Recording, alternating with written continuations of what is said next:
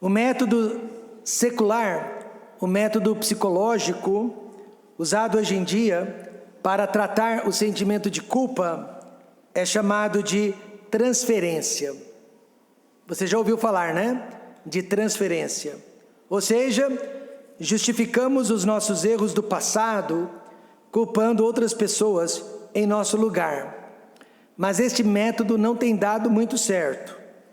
Um jovem cometeu incesto com uma de suas irmãs e por muitos anos ele carregou o peso daquela culpa em sua vida.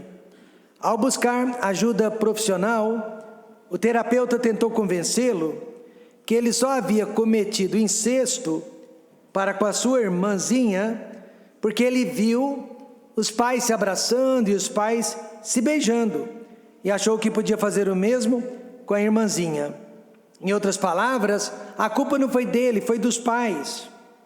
Mas aquela explicação não conseguiu aliviá-lo, nem tirar dele o peso da culpa, porque no íntimo, ele sabia que a culpa não era dos pais. O interessante, irmãos, é que a Bíblia, a palavra de Deus também ensina o método de transferência da culpa, mas somente se houver arrependimento pessoal, arrependimento individual de nossos pecados. Jesus Cristo está mais ou menos dizendo: se você reconhecer que realmente pecou, e se você se arrepender, eu prometo carregar a sua culpa em seu lugar. Veja Isaías 53, verso 5. Mas ele, falando de Jesus, foi ferido por causa das nossas transgressões e moído por causa das nossas iniquidades. E o castigo que nos traz a paz estava sobre ele, e pelas suas pisaduras fomos sarados. Jesus, então, ele aceitou receber sobre si a nossa culpa. Ele aceitou receber sobre si todos os nossos pecados. A primeira vez que a palavra culpa aparece na Bíblia se encontra em Gênesis 26, verso 10.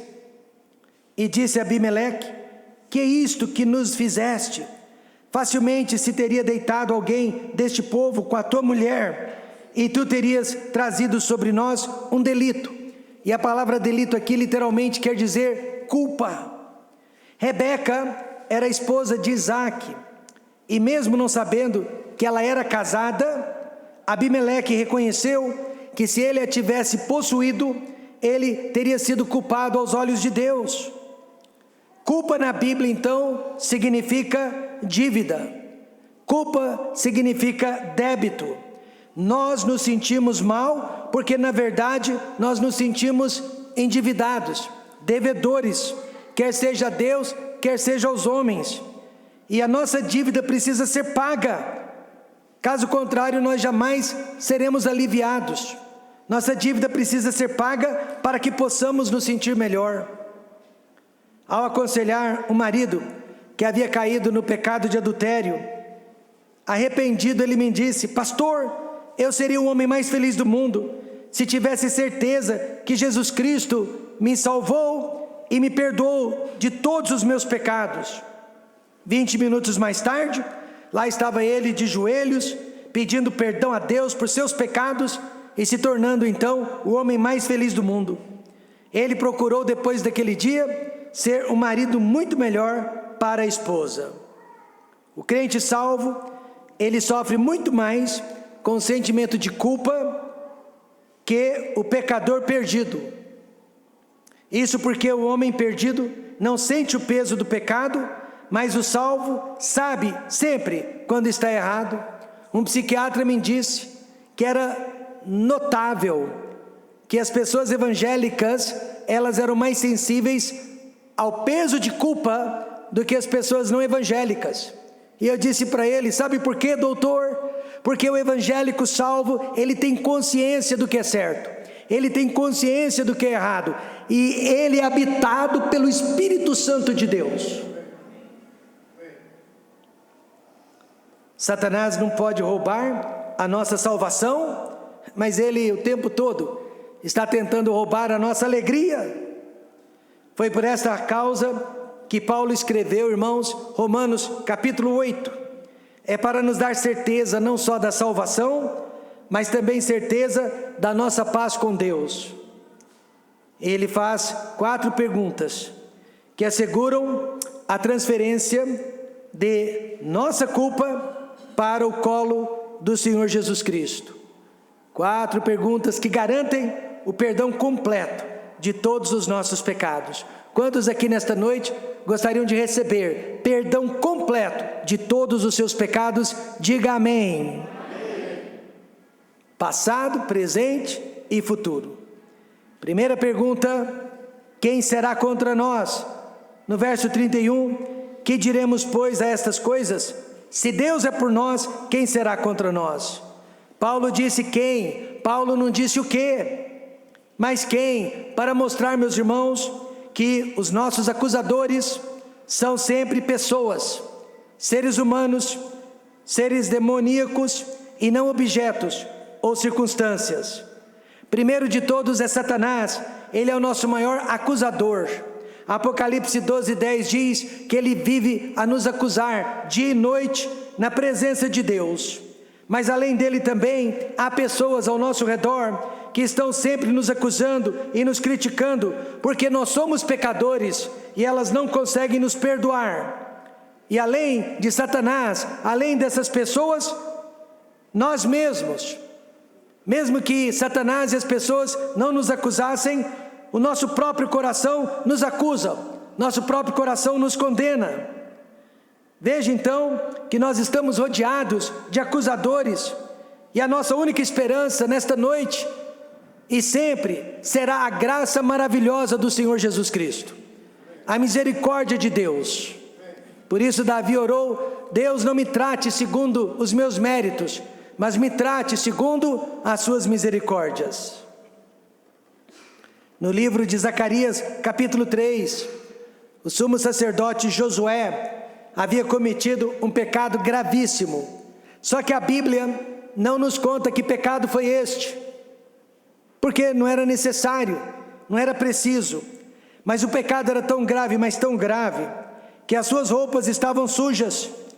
E houve uma audiência ao redor do trono de Deus no céu. Na audiência compareceram Deus, o Pai, Jesus Cristo, o Filho, os 2 Jeovás, Josué, o sacerdote, Satanás, que fez o papel de advogado de acusação, os anjos. Jesus fez o papel do advogado de defesa. E veja o que aconteceu em Zacarias 3, versos 1 a 4.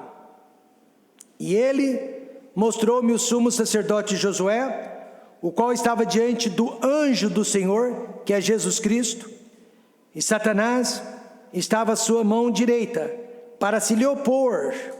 Mas o Senhor, que é Jesus Cristo, disse a Satanás: o Senhor, que é Deus Pai, te repreenda, ó Satanás. Sim, o Senhor, que é Deus Pai, que escolheu Jerusalém, te repreenda. Não é este, Josué, um tição tirado do fogo? Nesta noite, se você é salvo e pertence a Jesus Cristo, você é um tição tirado do fogo. Josué, vestido de vestes sujas, estava diante do anjo. Então respondeu aos que estavam diante dele, dizendo: veja o que Jesus disse: tirai-lhe estas vestes sujas. E a Josué, Jesus disse: eis que tenho feito com que passe de ti a tua iniquidade, e te vestirei de vestes finas. Amém, irmãos? Nós não sabemos a gravidade do pecado, nós não sabemos o que Josué havia feito, mas era grave. As suas vestes estavam sujas, mas o anjo do Senhor, que é Jesus Cristo, disse: ele é um tição tirado do fogo. Cala a boca, Satanás. Amém, irmãos? Eu vou fazer passar dele a sua iniquidade. E quantos acreditam que Jesus pode perdoar as nossas iniquidades? Assim também, Paulo está ensinando que ninguém pode nos condenar nesta noite, ninguém pode nos condenar neste mundo, ou no mundo vindouro, por 2 razões. Deus é por nós, E se Deus é por nós, quem será contra nós? Isso quer dizer que Deus está presente, irmãos. E Ele esteve presente antes, Ele está presente durante, e Ele estará presente depois de toda a provação pela qual nós passamos na vida. Como Pai, Ele vai nos corrigir. Como Deus, Ele nunca vai nos abandonar. Durante a Segunda Grande Guerra Mundial, um garotinho de 3 aninhos de idade foi acordado com o terrível barulho das bombas que caíram próximas à sua casa. Ele começou a chorar e a gritar de medo. O papai correu para o quarto do filho, que estava completamente escuro, e a criancinha não podia ver o papai, mas podia senti-lo. E ela disse: papai, agora está tudo bem, eu não tenho mais medo, porque o Senhor está comigo. E nesta noite, você não precisa mais sentir o peso da culpa, porque Deus é contigo. Não foram essas as palavras que o rei Davi também usou, quando ele disse: ainda que eu andasse pelo vale da sombra da morte, não temeria mal algum, porque tu estás comigo, a tua vara e o teu cajado me consolam. Irmãos, antes de ser pai, eu tinha uma ideia equivocada a respeito de Deus, sem nenhuma base bíblica, apenas por causa do que eu ouvia. Eu achava, irmãos, que Deus era um carrasco. Eu achava que Deus podia me abandonar se eu pecasse contra Ele. Hoje eu entendo que Deus me ama, Ele vai sempre me corrigir, mas jamais vai me abandonar. E é por esta razão que Paulo disse no verso 37, mas em todas estas coisas somos mais do que vencedores por aquele que nos amou. Nós não somos vencedores só na vitória, nós também somos vencedores na derrota, porque a vitória não é nossa, a vitória sempre foi a de Cristo. Se Deus é por nós, se Deus nos ama, quem será contra nós? E a segunda razão que ninguém pode se colocar contra nós é que Cristo foi dado por nós. Paulo disse no verso 32, aquele que nem mesmo a seu próprio filho poupou, antes o entregou por todos nós, como nos não dará também com ele todas as coisas? Todas as coisas. Para ser feliz, o homem precisa acreditar que não há nada mais importante que Jesus Cristo no universo. Deus, Ele olhou para toda a sua criação, não achou ninguém, mas quando Deus olhou para si mesmo, Ele achou o seu Filho, o ser mais importante do universo. E foi este ser que Deus nos deu, pela graça. Deus nos deu Jesus. O joalheiro que vende uma joia caríssima, não daria juntamente com aquela joia um porta-joia para guardá-la? Claro que sim. Uma mãe biológica que decidisse entregar o seu bebezinho para adoção, não daria juntamente com o bebezinho todas as suas roupinhas? Claro que sim.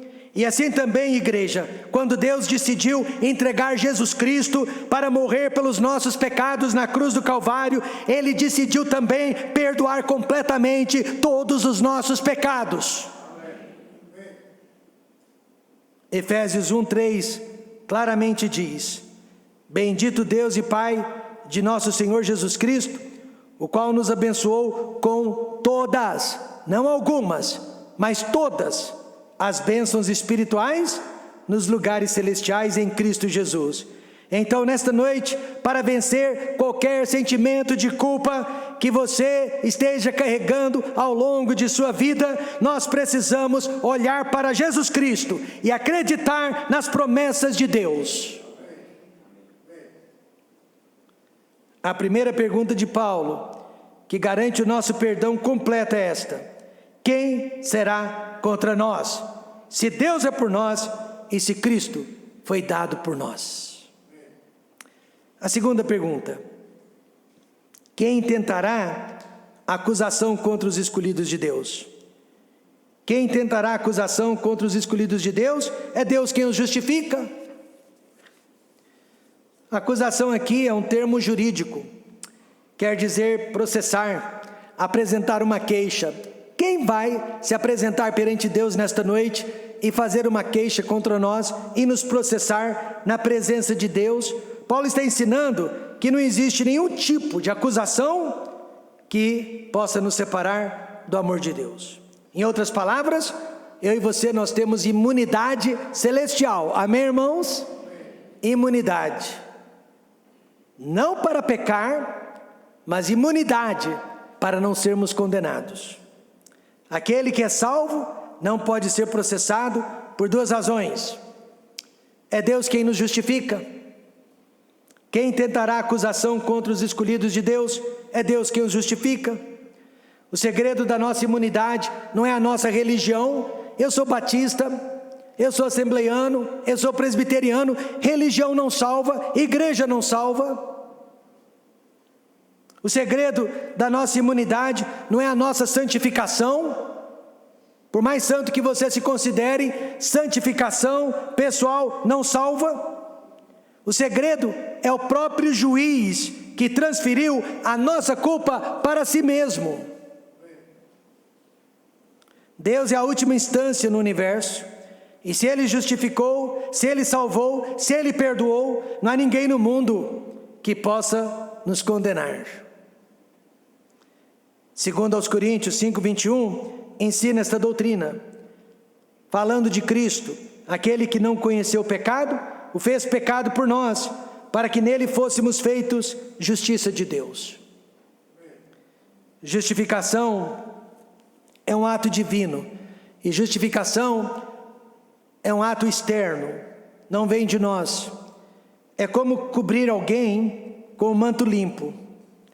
Deus olha para o manto limpo e declara aquela pessoa limpa, justa. Mas nós sabemos que por detrás do manto limpo ainda existe muito pecado. Em outras palavras, nós não somos perfeitos, mas nós somos redimidos. Nós não somos justos, mas nós fomos justificados. E a segunda razão que ninguém pode nos condenar é o fato que somos mais do que vencedores. Verso 37, mas em todas estas coisas, boas e más, somos mais do que vencedores, por aquele que nos amou. Mais que vencedores quer dizer mais que conquistadores. E o que nós já conquistamos neste mundo, o principal de tudo, foi a salvação das nossas almas. Cristo nos salvou. Deixe-me dizer-lhe isto: quando Ele nos salvou, Ele nos perdoou de todos os pecados que havíamos cometido no passado, que cometemos no presente e que hemos de cometer no futuro. Porque se Ele não morreu pelos meus pecados futuros, eu não poderia ser salvo. Isso não me dá permissão para pecar, mas me dá permissão para gritar de alegria. Amém, irmãos? Jesus disse: pois que aproveita o homem ganhar o mundo inteiro, se perder a sua alma. Martinho Lutero, que foi um dos pais da Reforma Protestante, ele era um homem muito perfeccionista, e por esta causa, sempre duvidava da sua salvação. Todo perfeccionista, mais cedo ou mais tarde, vai duvidar da sua própria salvação. Será mesmo que eu sou salvo? Certa noite ele dormiu preocupado se era salvo ou não, e ele teve um sonho. No seu sonho, o diabo apareceu com um livro enorme, e o diabo disse para ele: Martinho, este livro contém registrado todos os seus pecados, patentes diante dos olhos de Deus. Naquela hora, Martinho Lutero respondeu para o diabo: pode parar, eu tenho outro livro, que é a palavra de Deus nas minhas mãos, e este livro diz: e o sangue de Jesus Cristo, seu Filho, nos purifica de todo pecado. Por maior que seja a lista dos seus pecados, o sangue de Jesus Cristo nos purifica de todo pecado. Ser um vencedor não quer dizer ausência de pecados, mas é a conquista sobre todos os pecados. Veja como Paulo usou bem as suas palavras. Mas em todas estas coisas, somos mais que vencedores. Você é um vencedor. Pare de agir como um perdedor. Deus nos salvou para vencer. Mas pastor, as pessoas não me deixam esquecer os meus fracassos. Não tem problema. Porque se Deus é por nós, quem será contra nós? E na maioria das vezes, as pessoas que não nos deixam esquecer dos nossos fracassos, são pessoas fracassadas. Apenas conseguiram esconder os seus pecados melhor do que a gente. Pare de agir como um perdedor. Deus nos salvou para vencer. Ninguém pode nos acusar, porque somos vencedores e justificados por Deus. E a terceira pergunta que garante o nosso perdão completo é esta: quem é que condena? Os nossos acusadores são pecadores tanto quanto nós. Satanás, pior do que nós. Os homens, se não são piores, são iguais a nós. A igreja nunca deveria esquecer a mulher que foi apanhada no ato de adultério. Ela foi levada à presença de Jesus para ser apedrejada, e Jesus desafiou os seus acusadores: quem dentre vós não tem pecado, atire a primeira pedra. Houve um silêncio total, e saiu um por um, deixando só Jesus e a mulher. Por que não puderam condená-la? Porque eram todos pecadores, tanto quanto ela. Existe uma diferença entre condenar e repreender. Eu sou pai, repreendi minhas filhas, mas jamais condenei minhas filhas. Amém, irmãos? Jesus não condenou a mulher, mas a repreendeu. Ele disse: vai-te e não peques mais. Assim também, a igreja pode nos repreender quando estamos errados. Os pais podem repreender os filhos. Irmãos podem repreender irmãos. Mas só Jesus Cristo pode salvar ou condenar alguém. E Paulo disse que no nosso caso, Ele já nos salvou. Se você é salvo, ninguém mais pode lhe condenar. Por quê? Primeiro, porque Jesus Cristo nos defende diante de Deus.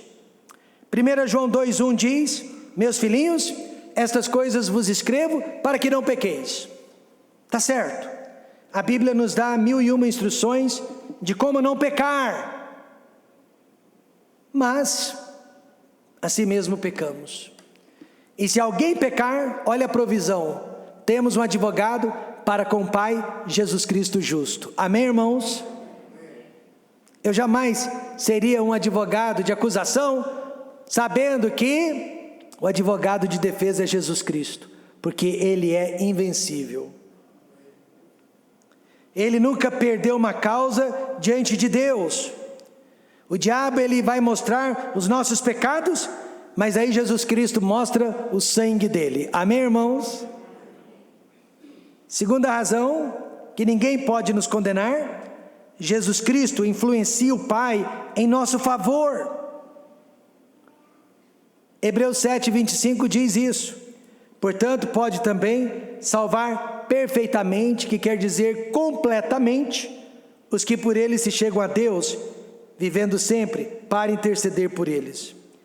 Se o diabo trabalha 24 horas por dia para nos derrubar, Jesus trabalha por toda a eternidade para nos levantar. E terceira razão, Jesus Cristo morreu pelos nossos pecados, mas Deus prova o seu amor para conosco, em que Cristo morreu por nós, sendo nós ainda pecadores. Realmente, a cura para o nosso sentimento de culpa é a transferência, mas não para os nossos pais ou para a sociedade, e sim para Jesus Cristo, que levou sobre si todos os nossos pecados. Eis o Cordeiro de Deus que tira o pecado do mundo. Amém, irmãos? Quem será contra nós? Quem tentará acusação contra nós? Quem nos condenará?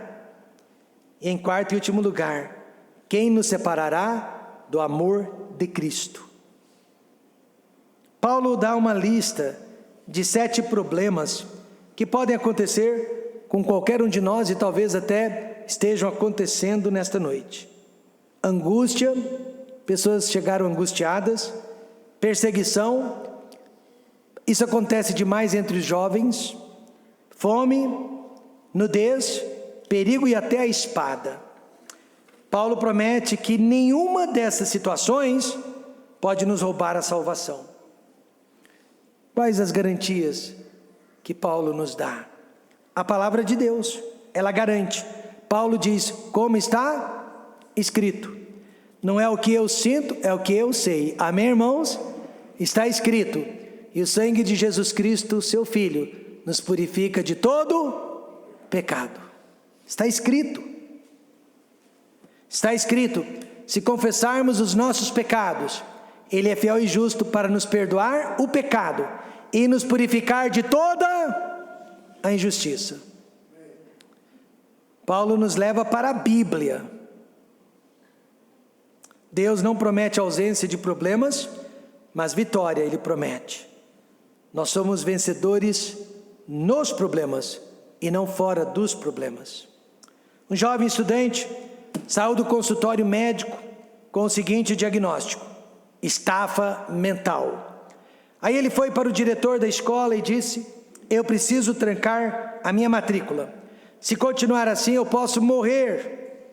O diretor sabiamente disse: meu jovem, lembre-se que o hoje será ontem e que amanhã será hoje. Ou seja, a única coisa que permanece são as nossas escolhas. Tudo mais há de passar, inclusive a sua estafa. O jovem permaneceu na escola, terminou a faculdade. Hoje ele está com 83 anos de idade. E é um dos missionários mais bem-sucedidos que eu conheço no Brasil. Provérbios 24, verso 10 diz: se te mostrares fraco no dia da angústia, é que a tua força é pequena. Então, nesta noite, pare de seguir os seus sentimentos, pare de seguir a opinião dos outros, pare de seguir o que os outros pensam a seu respeito e fique apenas dentro da palavra de Deus. A palavra de Deus garante o seu perdão. E sabe o que mais garante o seu perdão? A sua morte. Veja o verso 36. Por amor de ti somos entregues à morte todo dia. Somos reputados como ovelhas para o matadouro. É preciso morrer primeiro para ser feliz. Repito, é preciso morrer primeiro para ser feliz. Morrer para o mundo, morrer para si mesmo. Será que conseguimos? Paulo compara a nossa morte para o pecado com a morte da ovelhinha que vai para o matadouro. A ovelhinha, diferentemente do porco, não faz barulho, não reclama, não chora. Ela simplesmente vai. E nesta noite, por mais culpado que você se sinta, vamos morrer. Que Deus possa nos dar o espírito de calma e de quietude que tanto precisamos em nossas vidas. Veja o que Salmo 46, 10 diz: aquietai-vos e sabei que eu sou Deus, serei exaltado entre os gentios, serei exaltado sobre a terra. Meus irmãos, responda: quem será contra nós? Quem tentará acusação contra os escolhidos de Deus? Quem é que condena? Quem nos separará do amor de Deus? Você tem resposta para isso? Eu não tenho. Eu não conheço ninguém que possa ser contra mim.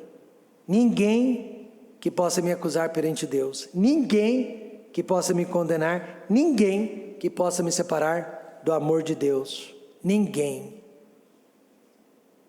Mas por muitos anos e através dos séculos, a igreja estatal ensinou que ela tinha o poder de excomungar as pessoas.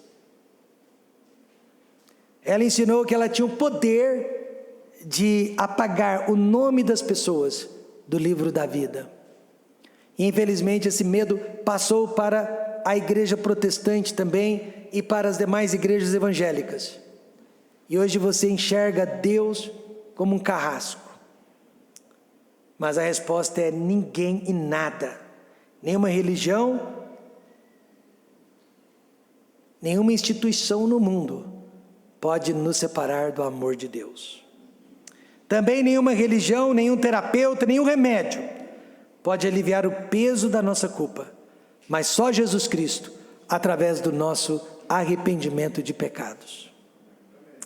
E a promessa, Miqueias 7,19, tornará a apiedar-se de nós, sujeitará as nossas iniquidades, e tu lançarás todos os seus pecados nas profundezas do mar. E eu acrescento, e Deus vai colocar uma placa, dizendo, é proibido pescar neste lugar. Amém, irmãos? É proibido pescar neste lugar. Eu não conheço a sua vida, eu não sei dos pecados que você tem cometido, que você já cometeu, mas eu sei que não importa o tamanho e o peso do seu pecado, Jesus Cristo morreu por todos os seus pecados, e Ele pode perdoar completamente todos os seus pecados. Vamos fechar os olhos e vamos orar.